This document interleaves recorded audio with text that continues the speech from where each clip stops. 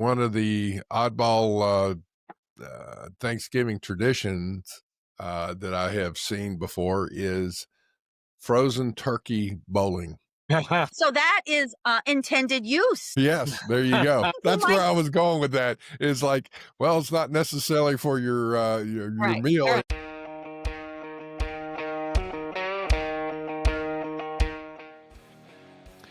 Hey, folks, this is I'm jumping in here before we get started on our show. This is Andy Shiles and Lalo's on Solorzano on the Simply Trade podcast. You need to probably go to our YouTube channel for this show because we're going to do a lot of visuals. Hey, folks, happy Thanksgiving. We are looking at having a really cool show today, and this is something that we are going to have a little fun. I guess break from our normal discussion about everybody's sick and tired about all the policies and the stress and everything else. We're going to have a little bit of fun today. Lalo, you've put together a pretty cool show here. So I think you're wanting to open up with something, which on the screen, if you're watching this is really cool. It's a Norman Rockwell painting there of a Thanksgiving dinner. Yeah, I just thought everybody's Thanksgiving looks exactly like this, so I just thought I better put it up. Just kidding, but look at that big bird and everything. So we reached out to a couple of friends from the show who we've known since ever since they got started. We saw them on their very first conference in Orlando a couple of years ago, 2 to 3 years, almost 3 years ago, and then they have so we're talking about our friends over at QuickCode, Shannon and Joe, who are the founders of that company. I threw them this little challenge. I said, hey, so what if we classify Thanksgiving?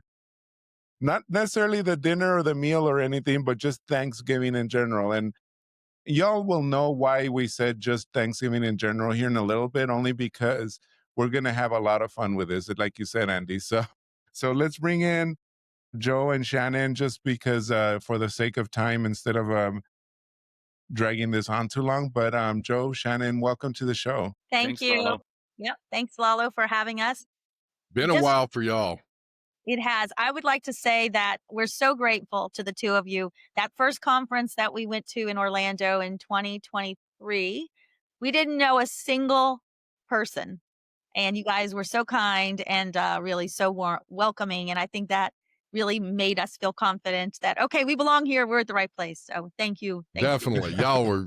Both of y'all were really great. That was such a pleasure.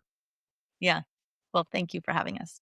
No problem. Yeah. So we like talking to people like you all that are new and the new kids in the block and everything. And our sandbox is for everybody to come and play on. So thank you.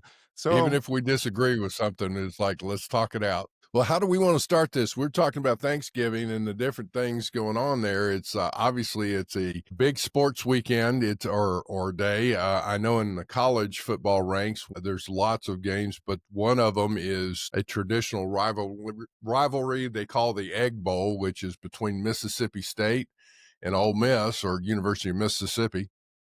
And that's a big one that people will watch. And then there's, NFL games, I think. Usually the Cowboys will just wind up playing on Thanksgiving, but others do too. I don't know. But so football's a big deal. Thanksgiving traditions. And Lalo said what we're going to do is we're going to walk through Thanksgiving.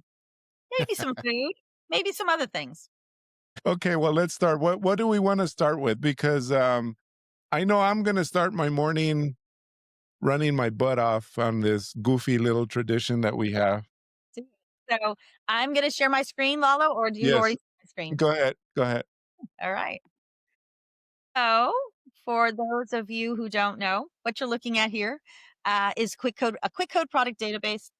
And I filled it with some fun Thanksgiving things. We're not starting from scratch on all of these for a variety of reasons. Number one, it would just take a little while. It wouldn't necessarily make that fun of a show. And number two, there's a lot of actually interesting things to walk through. Lalo just talked about the fact that he is going to start his day with a little traditional turkey trot. So I thought it would be fun to classify from start to finish some sneakers. I've already done it here, but I'm going to start again just to walk you through the process. And I'm gonna say classify new product, and I'm gonna say the same thing. Nike Air Max running shoes. Now, and we're gonna say they're from China. Most Nike Air Max running shoes actually come from China. Fun fact. Some are made in other places, but this is all for fun anyway, so we're making it up. But we could make it up. I'm just saying we could make it up, but this is actually the case. So QuickCode QuickCode uses AI in the background to help someone classify. So I'm going to walk through this quickly. If we've done our job right, which we have here, the first option that is sent along to the user is the correct option. We provide transparent AI. So we tell you that there are cross rulings on athletic shoes. There's schedule text for footwear on athletic shoes, and there's WCO notes. You can always open that up and find them. It's interesting. There's some rulings on specifically athletic shoes from China. But, when it comes to shoes, the devil is in the detail, and it has to do with what are the shoes made of? These particular shoes, I happen to know, as does QuickCode, that they have outer soles of rubber, plastic, or leather composition. So I'm just going to click that again. But again, if you weren't sure, you might have to look that up somewhere. You certainly can find that usually on your product detail sheet. Footwear with outer soles of rubber or plastic, we're going to just select. I'm going to go down this list because this is something that QuickCode is really good at doing and does quickly. But running shoes are not the most interesting thing until you get into the tariffs. So sports footwear, training shoes, I'm going to hit other because that's what they are. We're going to say they're valued at over $12 a pair. You can see when classification comes up, then we don't say, is it women, men, or other? We'll say women. Why? People ask us all the time. You could classify this, and these are not ski boots. They are other. So I'm going to set that. So now we have a 10-digit classification pretty quickly. Our goal is to get you to that classification in under a minute. Again, tennis shoes, not a complicated thing to classify. And people often ask us, why don't you classify to 10 digits? Lalo, Andy, do you know the reason why we don't classify to 10 digits? No. Okay. You got me. CBP has said that that for a customs business, which is 10-digit classification, a human has to do it. So this is a classic human in the loop AI, where we could make the decision, all those decisions for you for the most part. Probably get more complicated because we didn't specify if they were for men or women, if they were men or women. But if we had the SKU or we had the model number, we might be able to do that automatically. But customs has said no. And they have recently reaffirmed that about a year and a half ago or 2 years ago. So for now, 10-digit classification remains human business. FYI. So we get to 10 digits. That's great. And certainly not that long ago, that would have been almost all you needed in terms of something like shoes. But now, as everyone knows, it's much, much, much more complicated than that. So QuickCode says, okay, let me help you with all the other compliance data that you need. So we have down here a compliance check, and that includes what's the rate of duty. So the general rate of duty for these sneakers is 20%. You can do a view here. This is the general rate of duty column that you see in the schedule all the time. If anyone who's familiar with the schedule, if there were a special program here, it would show up. For China, there isn't. That's why it's not highlighted. But if I open it up, you can see there are some special programs, but not for China. Otherwise, it would show up here. So Shannon, yeah. that 20% is what has always been in place, no matter what, regardless pre-Trump, additional tariffs and everything. That's what you're saying. That's column one, right? What they call column one. That's right. That's from any country. Yes.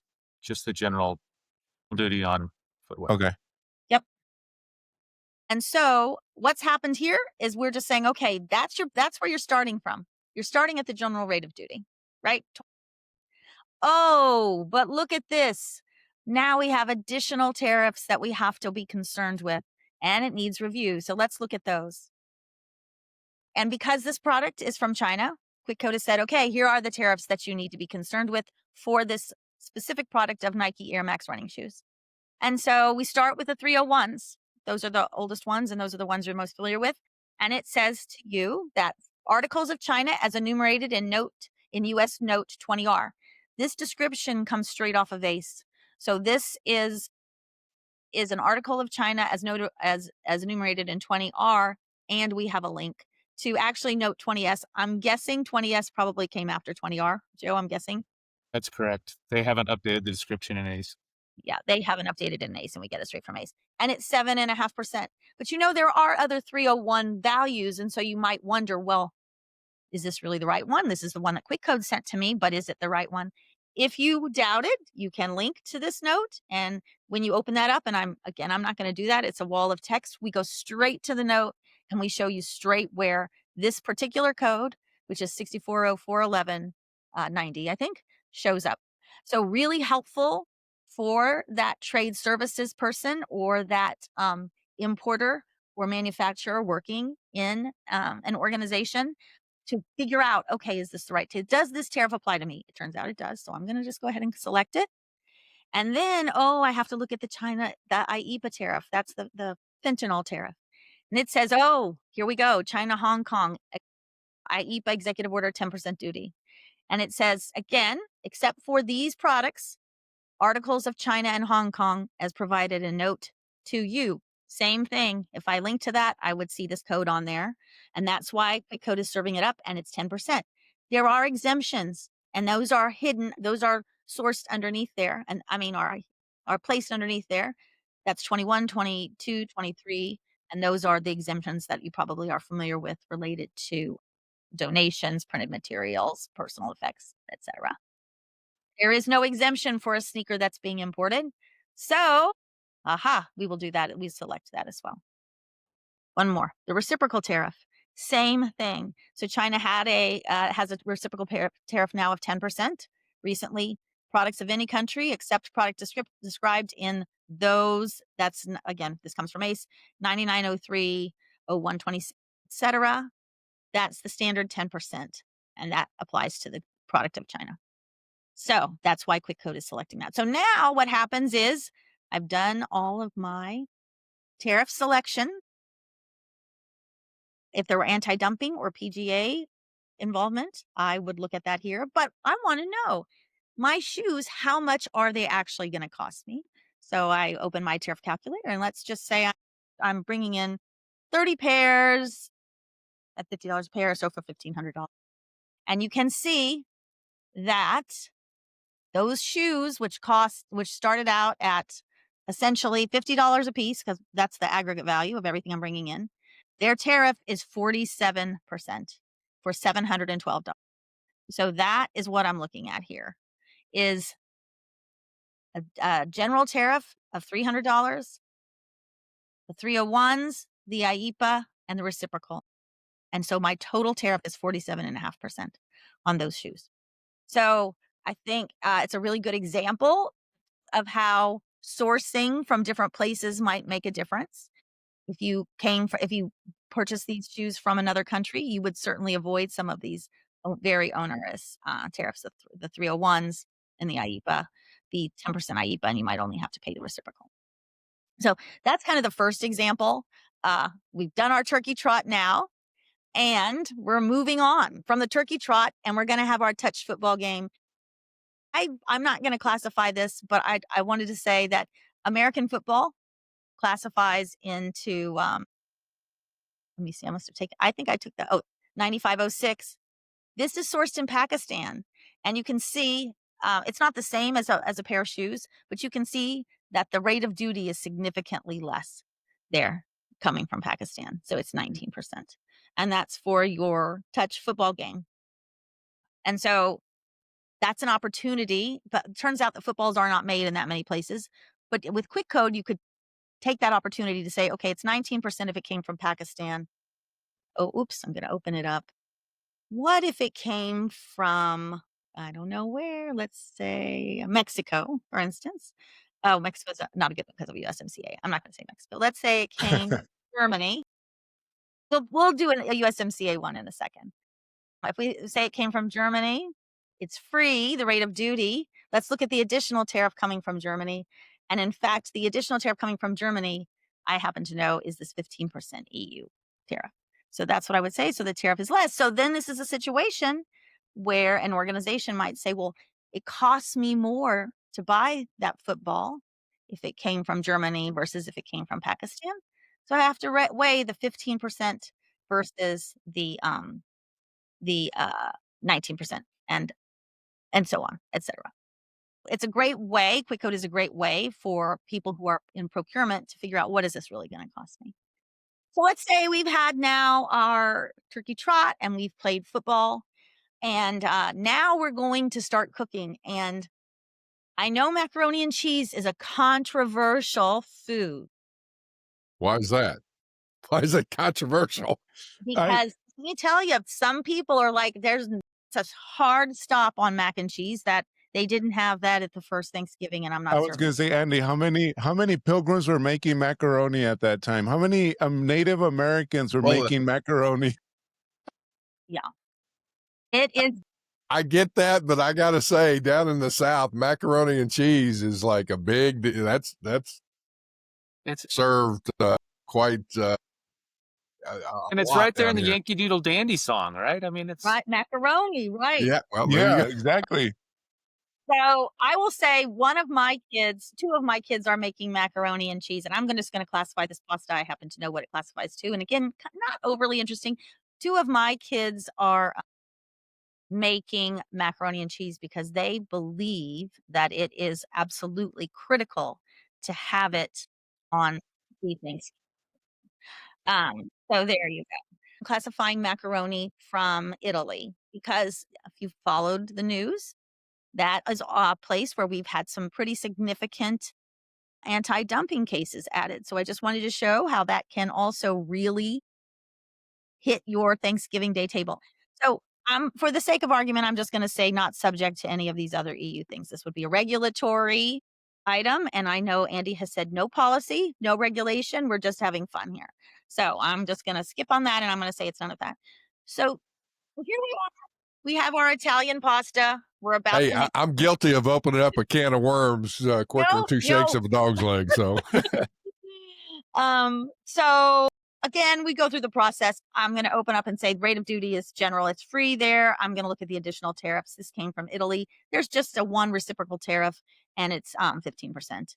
So I'm going to close that. And that is the IEPA tariff for the EU, 15%. But what happened? Well, I closed that up accidentally. But look at this. Anti-dumping? Really? Do I associate anti-dumping with pasta? That's interesting. It turns out, in fact, there is a case related to, at least one case related to pasta and anti-dumping, very recent case. And it turns out it's pretty significant. So the US has ruled against quite a few, not against, has ruled anti-dumping percentages on quite a few producers. And QuickCode gives you all of that. So QuickCode here, let me close that up for a second. QuickCode gives you this entire scope of the order. So you can read this and say, does this really apply to me? And it covers all kinds, the details of what the pasta would be. We won't go through that, but we're just going to assume that this pasta that we purchased qualifies as part of this anti-dumping, is covered under this anti-dumping order. Again, we provide the links to everything there, the full scope, so you can read it here. Our customers love this part of QuickCode because inevitably, when someone's worried about an anti-dumping product, and again, who would think pasta is anti-dumping? On an anti-dumping list, they usually have to go somewhere else to figure it out. So we provide all the details here. And one of the things we find out is there are 7 HTS codes covered. One of them is the code that we just selected, and their range is from 0 to 19% across 61 cases. We can open those up and we can see the cases are based upon the manufacturer. So there's an Italy countrywide rate. So if you're not one of these other manufacturers, which we won't go through, we'll assume, oh wait, Barilla. I think I said Barilla. And there it is. Oh, looks like Barilla is a big offender there. My goodness. Barilla is what we selected, right? So it's 19%. So we have to add that. So There it is. There it is. there it is. Barilla. Ta-da. So that is the anti-dumping case. Then there's also a countervailing case. I'm just going to say doesn't apply. I'm there. So now I've assigned my anti-dumping percentage, which is 15%. It's kind of hefty, right? I mean, it's 19%. We already have a 15% EU tariff. So now my tariff is pushing up to 34%. Luckily, the general rate of duty is free. PGAs, we provide the opportunity to review the PGAs. The no surprise, we'll say it's organic, and we'll say it's food. No surprise there. Food coming in has to go through that. You can see look at this. My rate of duty is now, my effective rate of duty is 34% on my macaroni. Doesn't, macaroni isn't overly expensive, but you can see it creeps up there. The price gets up there. So Yeah, I saw a news article that lots of Italian suppliers are pulling out of the U.S. market next year. Like we might have a pasta shortage next year because of these tariffs because they can't afford it. interesting. So they literally do come from Italy. I don't know why I thought they were sourced here, made here in the U.S. and pasta, right? Who would have thought? Yeah, they come from Italy. And if you look at the box, you'll see I did look at the box actually, but I have a box downstairs because, as I mentioned, Well, as it turns out, Lalo, the reason it comes from Italy is because it's cheaper to bring it from Italy, which is why they got slapped with an anti-dumping tariff. Oh my goodness. Okay, well I'm gonna be checking boxes. exactly. So I know we don't want to walk through classifying all of these things. I want to point out some other kind of interesting things that I think are important for our Thanksgiving dinner. Cinnamon, of course, is a big component of Thanksgiving. It shows up in pumpkin pie. It shows up in mashed sweet potatoes. It shows up in a lot of items. Shows up in mulled wine. Turns out that cinnamon, I looked at my cinnamon, and all of my spices say packed in the United States, and they have no country of origin listed on them, which I think is interesting. And it turns out the law does not require that you label it the country of origin, but everybody knows you have to have that for in order to Importing. for importing. So we won't classify this. There's nothing interesting other than to say that I did a little sleuthing. I went to McCormick's website, and I found out that their cinnamon is sourced in a few places, but Indonesia is their biggest source. So I was going to say, is that cinnamon's common from South Asia usually. Well, there you go. And that was it. So, and it doesn't, if you classify cinnamon, whether it's stick, raw, ground, pretty much classifies into the same, I want to say at least to the same 6 or 8 digits. So it's not as if there's a transformation or they're doing something. It's just that you don't have to label the country of origin on the product itself, which I thought was interesting. Pineapple from Brazil. So we classified this. This is canned pineapple tidbits. What about pineapple? Well, in our family, my mom made something called a 24-hour salad. I don't know if anybody knows what that is. It's marshmallows, it's lemon curd, it's whipped cream, it's pineapple, it's cherries. It's horrible for you, but it tastes so good. So good. It's horrible for you, but it is so good. Right? I'm making it today because it's 24-hour salad. So, it has to sit in the fridge 24 hours. But I looked at the can, and it turns out that the can that I had came from Brazil. So these are Dole pineapple tidbits in my pantry, and they were sourced from Brazil. And so we classified this. It classifies into canned pineapple. No surprise there. It looks like the rate of duty. I don't know what the rate of duty was. I didn't look at it. Oh, it's covered by a special program from Brazil. So it has a free trade agreement. So that's great. But remember, it's from Brazil, and we have these IEEPA tariffs from Brazil, right? So, but it turns out that there is a new agricultural exemption, you might remember, for Brazil. So, the IEEPA tariff, which would normally be, I don't remember how much 40%. Oh, 40%. 40% for Wasn't it Brazil. 15%? Would not apply to this because it's even though it's canned and smashed into tidbits, it still qualifies as an agricultural goods. It shows up on this list. Go ahead, sorry. This just went into effect last week, and this is the administration's attempt to lower the grocery bill by putting these foods onto the exemption list. Right. So this particular canned pineapple shows up in this list. I'm gonna go there just to show your viewers that in fact we link straight to the note that is in the in the schedule, the HTS US schedule, and we go straight to that note. And so I can search for that. It's 2008, whatever it was. Yeah. So without a tool like QuickCode, users have to go to the ITC website, get this in a PDF, and search these things by hand. It's onerous. It really takes a long Try time to figure out what is subject to these tariffs and what is not. So QuickCode helps you 2 ways here. Number 1, it just serves you up. This is on the list. Trust us, it's 0. And then, so that was what was offered. I selected it already, but that's what was offered. And then if you are a doubter or if you want more detail, you can actually go to the note directly. So it's helpful. Again, what is QuickCode's goal? To make that trade compliance expert or trade compliance person inside an organization faster, right? They can scale faster. And once you do this, you set it and forget it.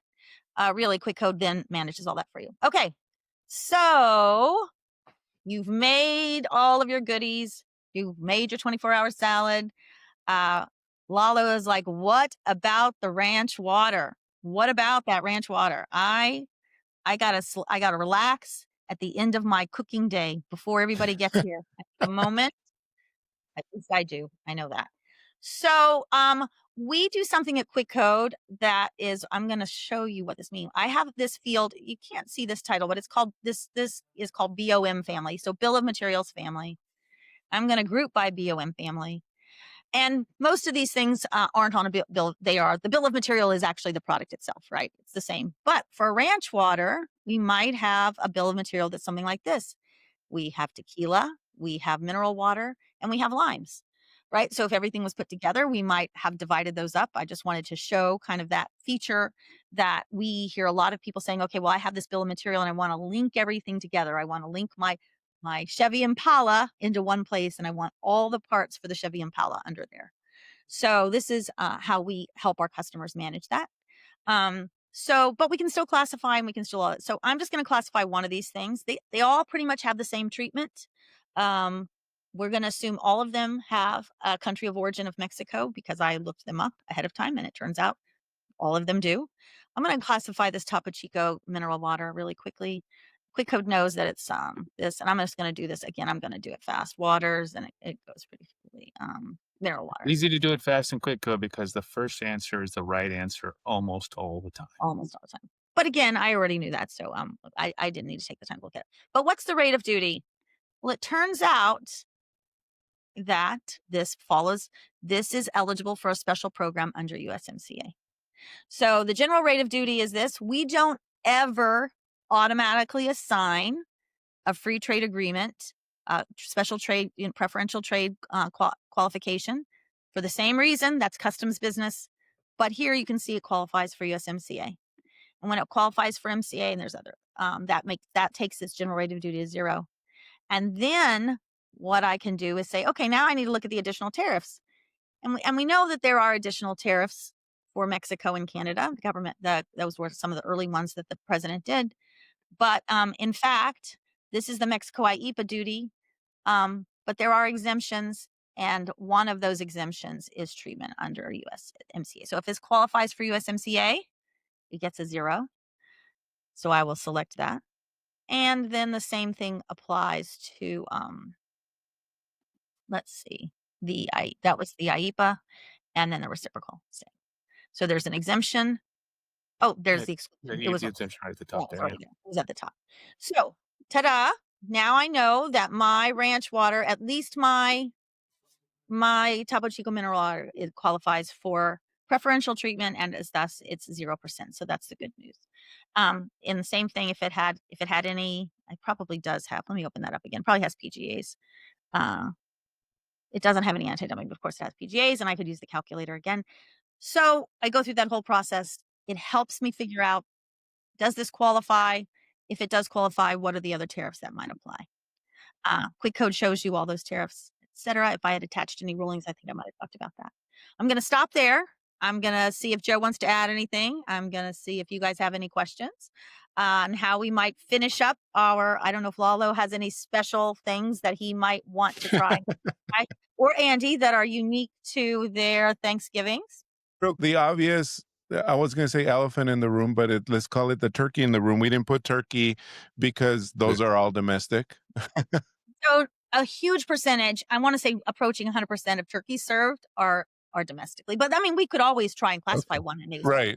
Well, I was just going to say is that in looking at it, I was going to say one of the oddball Thanksgiving traditions that I have seen before is frozen turkey bowling.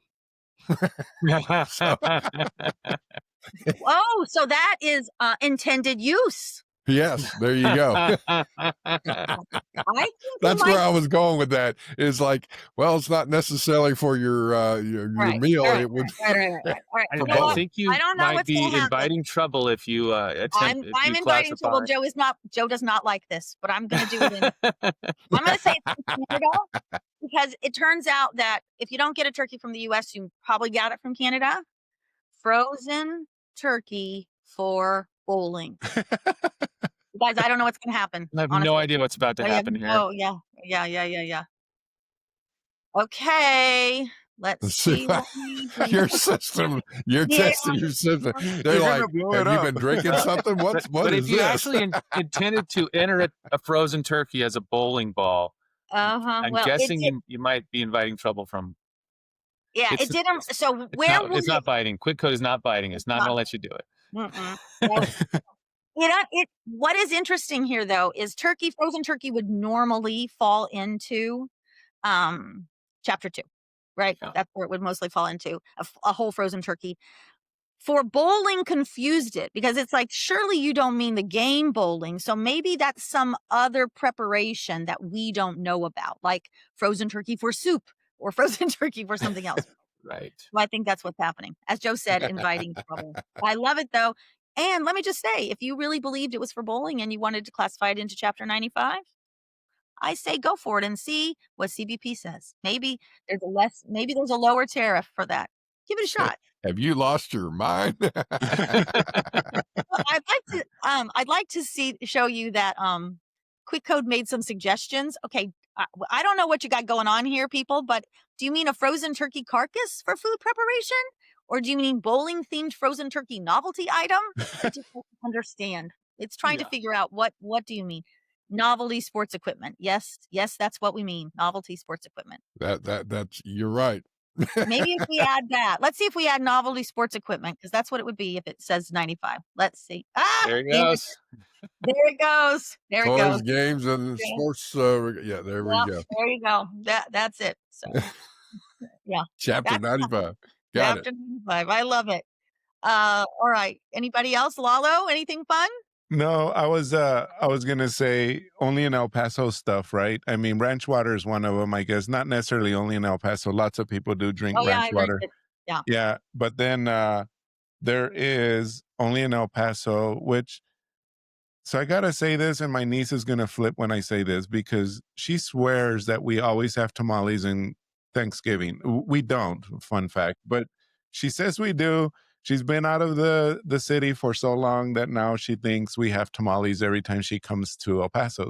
Yeah. I love it. I love it. And I so will tell you. Hey, I got to tell you, seriously, that's one of the things I was going to say is that in and around El Paso, tamales are a big deal. I heck remember yeah, when man. living down there and all.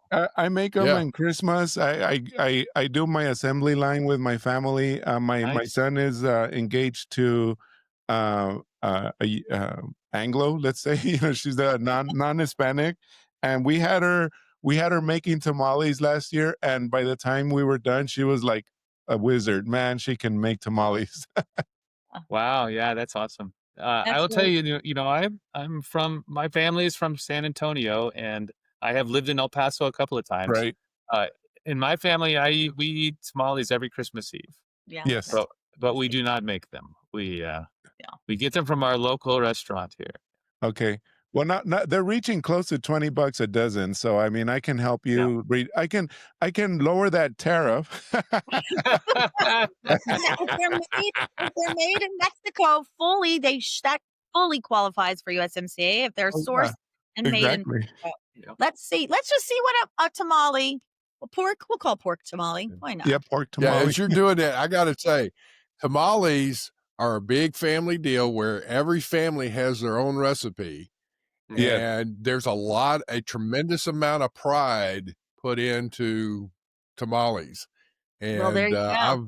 I've always been so impressed with it. And I've had actually, when I was in Memphis, I've had 2 different ladies that they fixed tamales and oh my gosh, they would be so good. But it was just like tamales are a big deal. That it's So I think tamale is a tricky one because it is probably not obvious where it falls. QuickCode says it's in chapter 99 because there are cross rulings on tamales. So let's open it up and see. The tariff classification of empanadas, the tariff classification of chocolate. So the The tamale at tamales. the top. The Oh, very first one. oh, tariff classification of tamale from Honduras. So 1909. Read the ruling. Read the ruling. Oh, sorry, my bad. Let's read the ruling. Let's see. From Honduras. Tamales prepared by combining water, onions, spices into a puree, green peppers, 1901. spicy. Yeah, Right. so that looks right. So this is interesting. This is a ruling from, I don't know, where's the date on this, Joe? I don't see it. Oh, it's up high. 1997, so kind of older ruling, but still a valid ruling, except you see this scratch out here? That means that code is no longer valid. So sometime between 1997 and today, 1901, 90, 90, 95 was done away with, and there's a new one. But you can still, you know, you Right. can 1901 And then 90 is still valid. Yeah. And then I see on there most tamales here in the region here, at least in Texas and like closer to Mexico, they will kill you if you make them in wrapped in a banana leaf, plantain Yeah. leaf. Plantain leaves. Yeah. Oh. This one says mixture in a plantain leaf. So Oh. ours are in a corn husk. I was going to say, aren't they in like corn husks or They are. corn? They Definitely. are, but they do make them in plantain leaves. I do want to be fair. Other countries like Honduras, they do make them in Mhm. plantain leaves, but mostly How in about that? Mexico, maybe way South Mexico, like Chiapas, you know, because it's tropical and rainforesty. Maybe they make them in plantain leaves, but it's mostly in corn husks. Right. So there's relevant, there's more tamale The classifications. same ones. Yeah. Same ones. So there you go. So that's the story. There's always often a ruling to help you out, and there was in this case, which is really beneficial. So, That's pretty cool. oh yeah, because like I said, tamales are probably tricky. They could be all kinds of. They could be food preparations, right? They could be special kinds of mixtures. Could be all kinds of things. So, okay. Anything else, guys? Any other interesting things? I think I will say that it's been quite some time since I've, obviously seen your system there going through this. I will say this is fantastic for planning purposes. It's like if Yeah. somebody's looking at a product and they're wanting to, all right, well, what if we change sources or whatever? You could very quickly in a meeting literally go in and say, well, let's look to see what we've got, and it's got all the relevant information there for you. Right. So I would say that this is you guys. I'm proud of y'all, man. This thing is really This has evolved quite a really, bit. really Thank well. you. Thank you, Andy. Thank you. Yeah. And, Thank you, guys. It's Yeah. fantastic. I mean, it's I can remember when you were open and you were open to suggestions and here's what we're thinking and whatever, and people gave you a lot of feedback, and you have definitely applied their feedback, I guess, and your system is filling a need. So I see that. I mean, I know there's other systems and things out there, folks. I just will tell you, this QuickCode is worth looking at. So Thank you. We Appreciate that. definitely, every feature you see is the result of someone saying, wouldn't it be nice if QuickCode could do Mhm. something, whatever that is. Almost, I think every feature is a result of that. So Well, and the other thing too that is what this does is enable you to actually see the impact of the different tariff discussions and things going on. And I have to come back to say, like for example, we were talking about China and whatnot. China has had they've doubled down. Remember, you had the problem with intellectual property rights being violated, and China would just would talk a game or whatever, but never really enforce that. You had the forced labor situation. They've doubled down and continued to do that. You don't hear as much in the media as much anymore, but they're still using forced labor in China.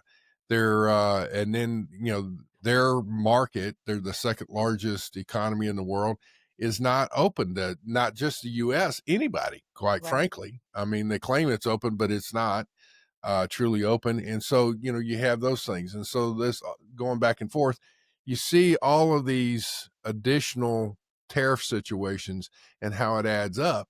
And yet, if you change countries, you could very quickly see, well, is this better? And then the other decision is, should you source domestically? But it's a way to see application of or impact of policy right here on the systems. So Just to your forced labor, we had so many users ask us about forced labor and about denied party screening. We've just introduced, and it's locked here, so I can't actually link on it. But we just added that feature just for that reason. It includes forced labor checks. So it checks the entity list, checks 200 plus lists. It's with we are partnering with a company called Byte Data. You may have heard of them. Yes. They are experts in that denied party screening space. So we're very happy to have them. And that was directly as a result of so many customers of ours said, we need this feature. It's really hard to do this. So Can you all well, I got to say, this is outstanding. Go ahead. No, I was going to say, can you all gray out USMCA on there so that when we release ours, you can also link to ours? No, I'm kidding. I was like, what do you mean? I was telling Joe that we're working on a USMCA AI product. Oh, I love that for you. No, that's great. I'll tell you, you guys might remember when we started, hardly anyone was using AI for these kinds of processes for a variety of reasons. It was new. People were not trustful. CBP was a skeptic as well. And now, still are. But now everyone is, right? So the conversation a few years ago was, only a human can do this job. And now the conversation is, what kind of AI do you have? Right. So it's funny the way it's just flipped in a just really 2 years. I would say really just about 2 years. Well, and the thing that I think folks have gotten over the shock of, I'm going to lose my job because it's going to automatically do it, to where this really does enhance the people, and it makes them so much more productive in their role. And, AI can definitely get you into the right area. I will say that it still requires human intervention to say, well, for my product, does this really apply or not? And for that judgment, you only know your product. So how are you as a company? What's the latest here with y'all? And are you selling the software, or is it a subscription base? I can't remember exactly how you're doing your services. So a funny thing kind of happened to us in that when we saw you, we were brand new in the market. We thought we are going to target sort of these small and medium sized organizations who maybe our price point is good and maybe they need to scale. We thought, customs brokers, we're going to help them do twice as many classifications with the same number of brokers, right? That's kind of how we thought about it. But the truth is, as the product has evolved, as the geopolitical situation has evolved, that includes forced labor. It also includes, of course, all of the tariffs and the retaliatory tariffs and all the things that have gone back and forth. The people who are coming to us are large, very large enterprises. They are working off of spreadsheets. They don't have access to a product database that's really focused on compliance data. So it's been a terrific, I would say, journey for us, especially the past year. But before that, even that's what we sell to. And who do we sell mostly to? Our biggest customers by dollars certainly are importers and manufacturers. We still we still love our trade services customers, and they use us mostly for scaling. Like I said, they're just using us to try and do more with the same number of people, whereas our importers and manufacturers are using us to keep their data compliant. So keep their database compliant, whether that is, so for instance, when this China tariff changed from 20 to 10%, this particular China tariff, whatever it is, I'm going to open this up. The fentanyl IEEPA tariff the 2 weeks ago. 2 weeks ago went down to 10%. Yeah, it went down 10%, right? All we did was we changed it. When the change came out, we changed it. And then every single one of our customers got a note that said it used to be 20 and now it's 10. And this is the notification. So really helpful, and also saves a lot of manual work, right? It's comes from an authoritative source, and it saves a huge amount of manual work, because you can imagine if you have 100,000 or 600,000 or 1 million products, you can't be going through, and almost as soon as you would get that data updated, it would be out of date, because as you know, we are on revision 30 of the HTS US schedule. Well, and here's the thing, is that you utilizing a service like yours, it gives a company, whether it's a consultant, a broker, a large importer, small importer, whatever, one source to go to that can get you the majority of the information you're needing regarding Yeah. your product. And then from there, it's what I call bird dogging. It's also going to be where, okay, maybe you don't have a full answer, but you're going to you're closer to getting to the right source. So, some of these references and all that. And then when it ultimately comes down to is like, well, you may know now what specific agency, whether it's customs or another agency to go to ask a specific question, and you'll be informed now on what question you need to ask rather than where So am I I use this going. example here of cinnamon. I just wanted to go to cinnamon because I hadn't Mhm. classified that. If you just have cinnamon on your list on your commercial invoice, and you don't say what kind, and that happens, that's not enough information to classify that, right? It gets you close, but you need to know, is it ground or is it a stick? Straight up, right? So Right. that's your point. That's where, number one, you need a human. Number two, the commercial invoice just isn't often enough. Often it's not enough. Now, if you had more details, if you had the SKU or you had a more detailed description, you would. But in that particular case, it's just not enough to get you what you need. But So Shannon, you also said earlier, I mean, the regs say you cannot go to 10 digits without a human. no. And I think you might have skipped this also or not mentioned it, but not only does it have to be a human, but if you're not classifying for yourself and you're classifying for somebody else, it has to be a broker That's right. Yeah. Yep. and they have to be in the United States. Yes. That's correct. Yeah. All those things are true, Lalo. That is the case. Yeah. Just So fun fact, in case anybody decides to kind of outsource it to, there's a lot of great virtual assistants that you can hire that are amazing, and I have nothing against that, because that is a very effective way of working. Like maybe in the Philippines or Colombia or like in other places that are amazing. They will make you 2, 3, 400% productive, in other areas, but don't use them for classification because that's not that they cannot do that. right, and there's an active ruling against that. That is 2 years old. That's That's correct. absolutely right. So, yep. So, Awesome. all well, Well, thank Well, you. I will say that this has been very enlightening. It's folks, definitely this is one that you'd want to see on the video portion of it. But this has been enlightening because it's again true real-time application of the policies going on. yeah. And we'll see what happens here with the objective of all these different tariffs. Well, So thank you guys so much for having us. It was really fun, actually, kind of talking through some of these that are everyday things, right? And how they actually impact not just Thanksgiving, but the other 363 days a year as well. Exactly. Great to catch up with you guys again, and we really appreciate the opportunity to come Oh, on your show. really It's been do. a lot of Same fun. here. Y'all have a Yep. good Thanksgiving and enjoy your families and we'll catch up again at I'm sure sometime soon because we always run into each other at conferences. So At conferences, yeah. that All sounds right. great. all Thanks, right, guys. for our listeners, hey, happy Thanksgiving. We God bless you for your families and those that are in the military and around the world that are having to work and maybe in harm's way. Hope blessings for them and for protection.